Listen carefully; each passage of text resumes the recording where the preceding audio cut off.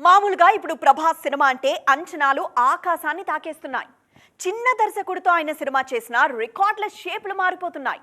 అలాంటిది ఆయనకు perfect mass director తోడైతే రచ్చ రచ్చయిక. సలార్ 2 విషయంలో ఇదే జరగబోతోంది. అసలు ఈ సినిమా ఎలా ఉండబోతోంది, ఎంతవరకు వచ్చింది?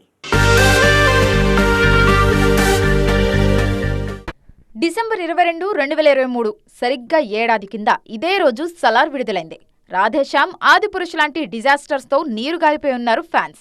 ఒక్క హిట్టు కొట్టు రెబల్ అంటూ ఎదురు చూస్తున్న రోజులవి. ఆ టైంలో ఓ మాస్ సినిమాతో వచ్చారు ప్రశాంత్ నీల్.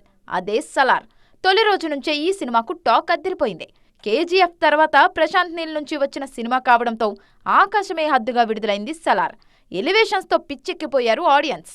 అయితే ఫ్యాన్స్ కోరుకున్న బ్లాక్ బస్టర్ అయితే కాలేదు సలార్. ఓ మంచి హిట్ అయితే వచ్చింది.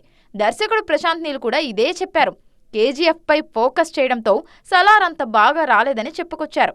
క్లియర్ అయిన సందర్భంగా మాట్లాడుతూ సీక్వెల్ అదిరిపోతుందని చెప్పుకొచ్చారు. తన కెరీర్లో సలార్ 2 బెస్ట్ స్క్రిప్ట్ అన్నారు ఈయన. దాంతో ఫ్యాన్స్ మరింత ఎక్సైట్ అవుతున్నారు. సలార్ 2 శౌర్యాంగ పర్వం షూటింగ్ త్వరలోనే మొదలు కానుందని తెలిపారు నీల్.